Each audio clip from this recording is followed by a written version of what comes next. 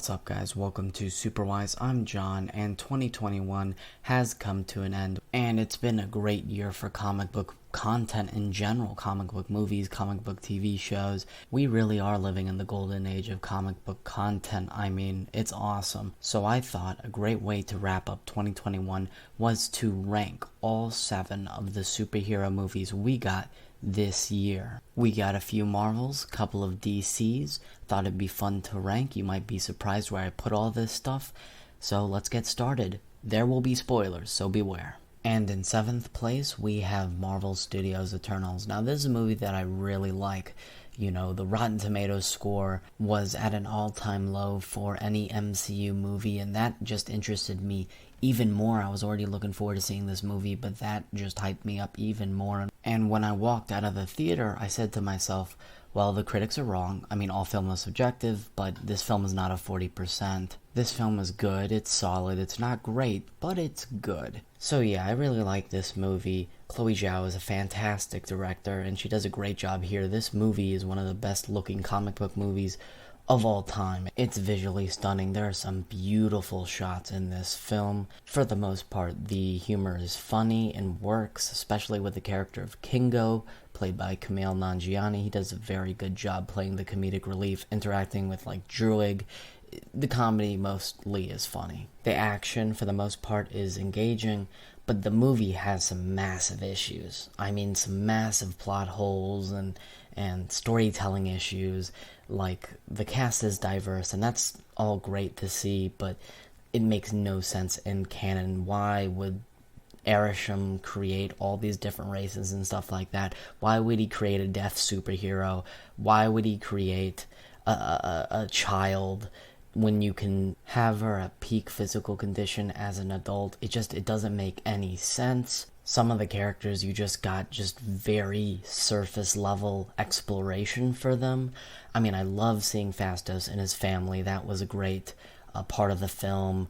But, you know, you have to buy into the romance between Icarus and Xerxes, which I kid you not, I stopped recording because I needed to think of her name. I forgot her name, so that's not a good sign. But yeah, Xerxes, you gotta buy into that romance, and I didn't. I love seeing Icarus. Richard Madden just oozes charm and charisma, and you understand why he turns into a villain, so I think that's good writing, but it's all over the place with the writing. Overall, like, Crow was a completely useless villain. The CGI overall looked good, but, like, Crow looked spotty and just wasn't great. This movie is still really good. I gave it like an 8 out of 10, I think. I still stand by that. Just has some issues. But that post-credit scene with Mahershala Ali Blade, you guys know how excited I am for that film. So seeing that post-credit scene, that post-credit scene was like a 10 out of 10. But yeah, that's why Eternals is at number 7. Still like it. Just now you know why it's at 7. At 6, we have The Suicide Squad. I don't know what it is for the Suicide Squad because it has all of the components of a great film. Like, I love this movie. I think it's great, but there's something missing, and I still don't know what it is. But it has the right components. It has great character development. It has awesome bloody gore and action, fantastic shots from James Gunn. The cinematography is beautiful. I love that iconic shot of them walking through the rain in slow-mo. It's awesome. The score by John Murphy is badass. It's like this rock guitar thing. I dig it. Some of the jokes are funny, some don't land for me. It's hit or miss. This movie has real heart. I mean, James Gunn really infuses heart into this film. Like, I love the Ratcatcher 2 character, her relationship with Bloodsport, and the movie does a great job of fleshing out a lot of these characters. So at the end of the day, I just take other movies over this one. Like, I still love this one, and I still think this one is great, and there's nothing really wrong with it. Like, I don't find any massive issues with it. It's just that, you know, when you look at my top 5, that's what I prefer over this, but this movie is still great. And in 5th place, we have Venom, Let There Be Carnage. Yes, I put Venom, Let There Be Carnage over The Suicide Squad. Yes, I did.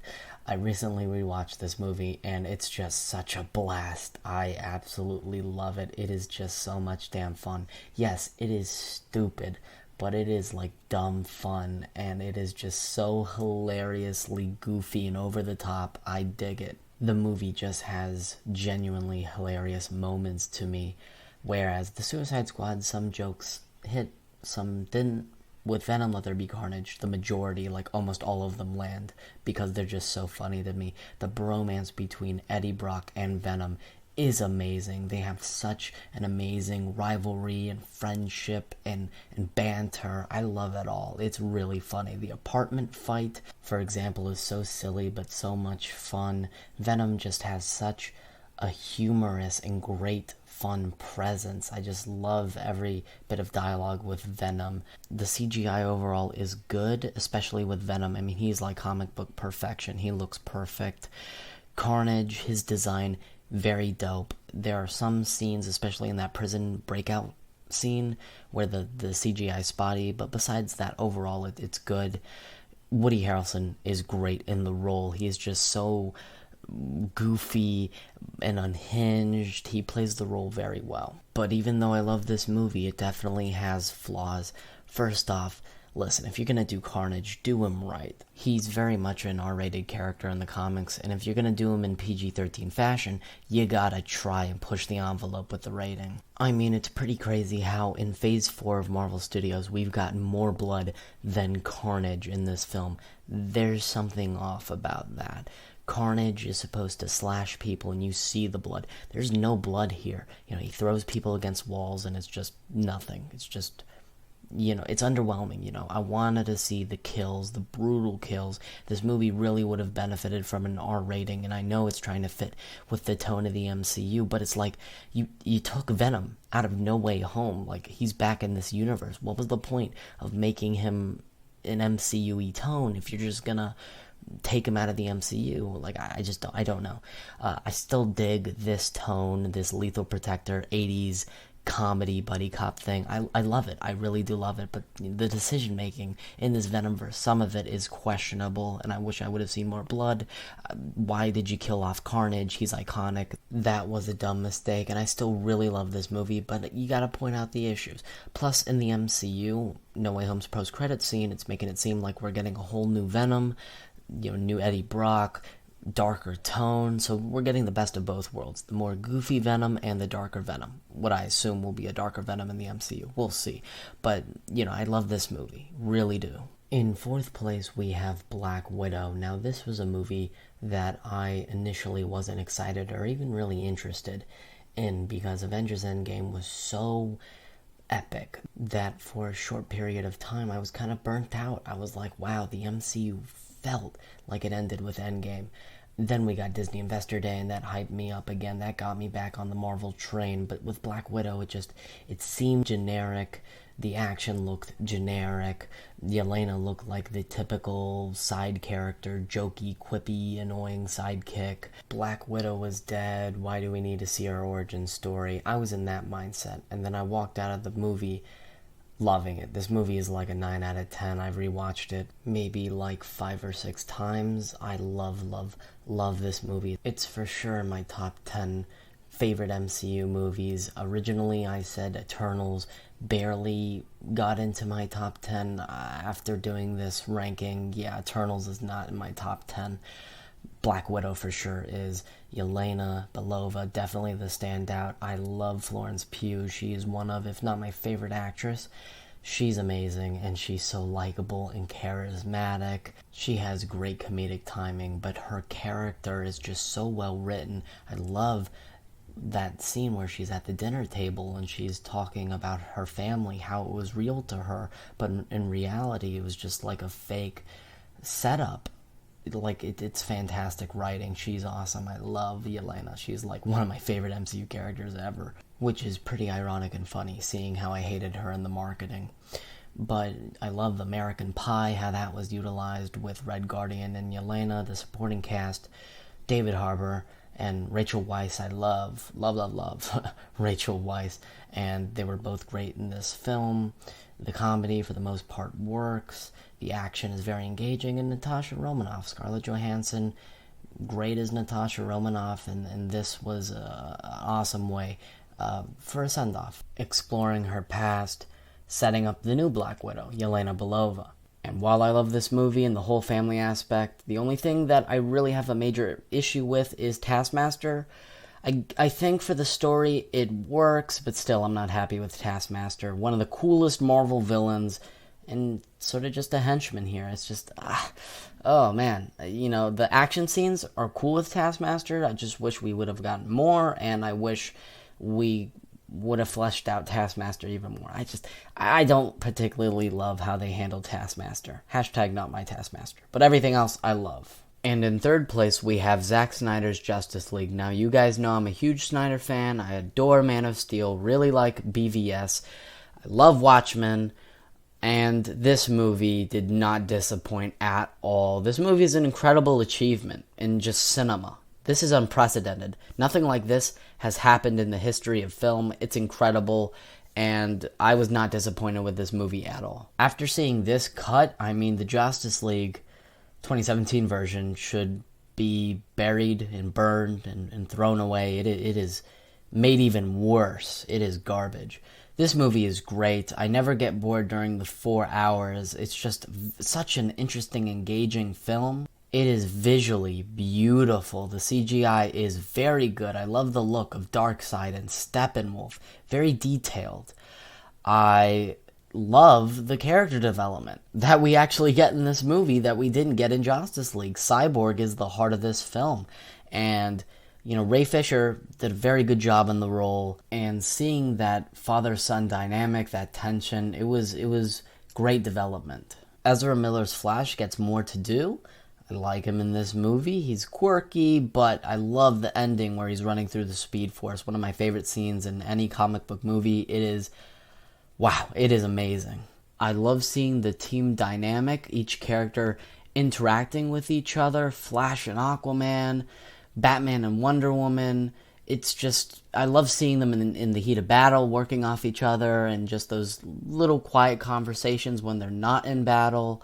Seeing Superman in the black suit is amazing. I love that.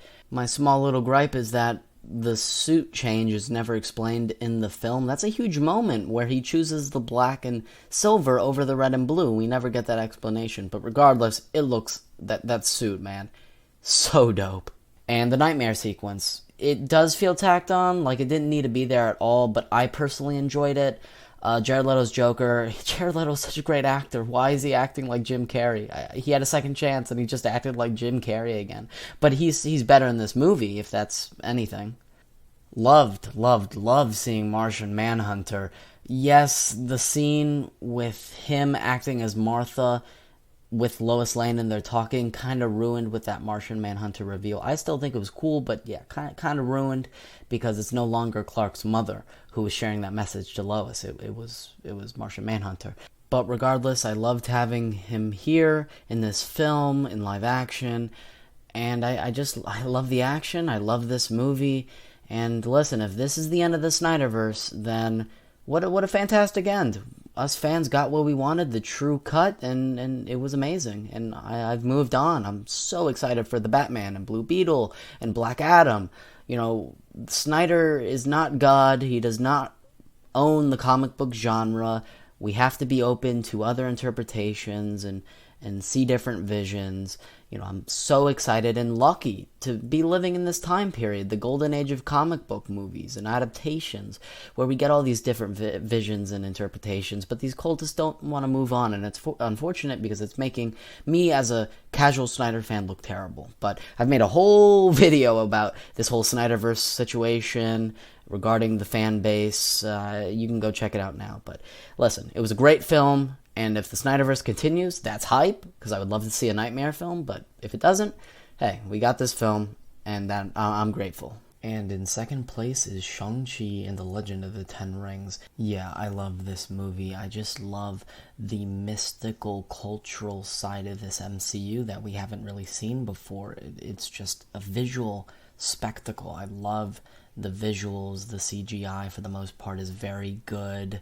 Just looks amazing. Very colorful movie. Destin Daniel Cretton is a great director, and he again shows it here. The shots in this movie are just so well done. He brings so much flair and vision to the MCU. The action scenes are awesome. You guys know I'm a sucker for hand-to-hand martial arts. I love that kind of stuff, and this movie definitely provides it. Like, I love that opening action scene with Wenwu and Shang-Chi's mother, and they're fighting, and it's almost like a dance, and the music by Joel P. West is really great, and I love the art of this movie, just how it's all put together. I really do love it. The comedy, I think, for the most part, I like. There are some scenes where the comedy was just not working for me, like Morris the Pig. It was cute at first, but it just got old. Same thing with Ben Kingsley as Mandarin. I love seeing that connection to Iron Man 3. I liked the majority of his scenes, but for the most part, I thought towards the end he overstayed his welcome. That's just me, but overall I like the comedy. Simu Liu, I already liked him in Kim's Convenience. I love that show.